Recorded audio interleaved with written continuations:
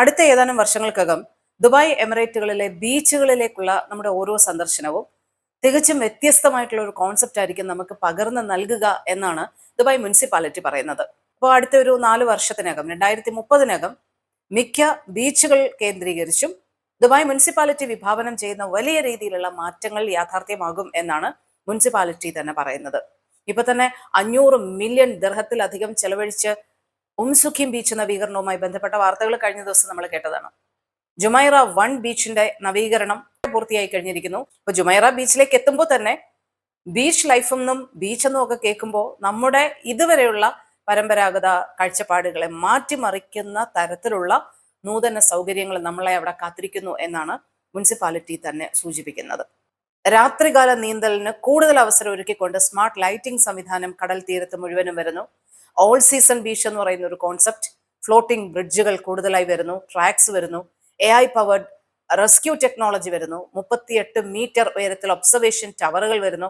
ഇനി സ്ത്രീകൾക്ക് മാത്രമായിട്ടുള്ള ഒരു ബീച്ച് വരുന്നു. പ്രതിവർഷം 3 പുതിയ ബീച്ച് ഡെസ്റ്റിനേഷൻ കൂടി നിങ്ങൾക്ക് നൽകുന്ന തരത്തിൽ വലിയ രീതിയിലുള്ള മാറ്റങ്ങളാണ് വരാൻ പോകുന്നത്.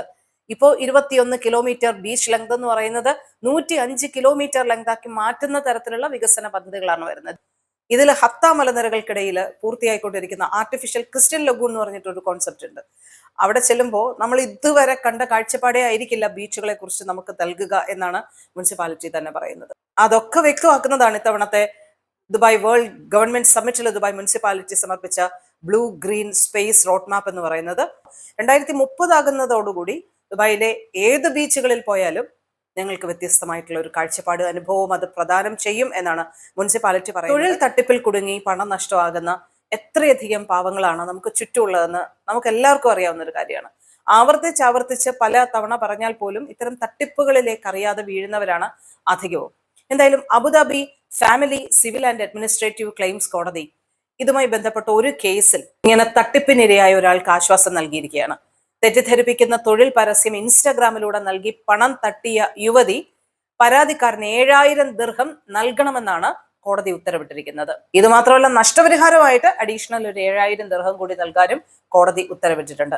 ഗാർഹിക തൊഴിലാളി റിക്രൂട്ട്മെന്റിലൂടെ ജോലി നൽകാമെന്ന് പറഞ്ഞ് വാക്ക് നൽകിയാണ് പ്രതി പരാതിക്കാരനിൽ നിന്ന് പണം കൈപ്പറ്റിയത്. ഗാർഹിക തൊഴിൽ റിക്രൂട്ട്മെന്റ് രംഗത്താണ് താൻ ജോലി ചെയ്യുന്നതെന്നും ഇയാളോട് ഈ യുവതി പറഞ്ഞിരുന്നു. ഇൻസ്റ്റാഗ്രാമിലെ പരസ്യം കണ്ടാണ് പരാതിക്കാരൻ പ്രതിയെ ബന്ധപ്പെടുന്നത്.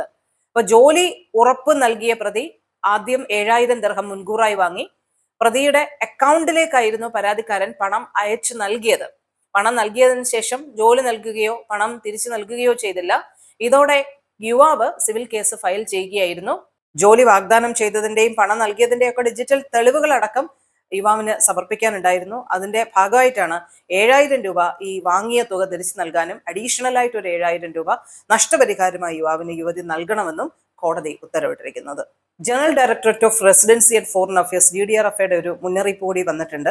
നിങ്ങൾ വിസ സംബന്ധമായിട്ടുള്ള ഔദ്യോഗിക ആവശ്യങ്ങൾക്കൊക്കെ ഔദ്യോഗിക ചാനലുകൾ മാത്രമേ ഉപയോഗിക്കാവൂ എന്നതടക്കമുള്ള മുന്നറിയിപ്പാണ് പ്രധാനമായിട്ടും നൽകിയിരിക്കുന്നത്. വിസ, റെസിഡൻസി, യാത്രാരേഖകൾ, അതുപോലെ തന്നെ ഈ സർക്കാർ സേവന അപേക്ഷകളില്ലേ, ഇവയ്ക്ക് സർക്കാർ അംഗീകൃത ഡിജിറ്റൽ പ്ലാറ്റ്ഫോമുകളും സേവന കേന്ദ്രങ്ങളും മാത്രമേ ഉപയോഗിക്കാവൂ.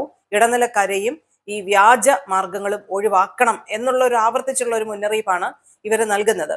800511 എന്നുള്ള ഒരു നമ്പറിൽ നിങ്ങൾക്ക് GDRFA അധികൃതരുമായി കോൺടാക്ട് ചെയ്യാമെന്നുള്ള ഒരു കാര്യവും അവർ പറയുന്നുണ്ട്.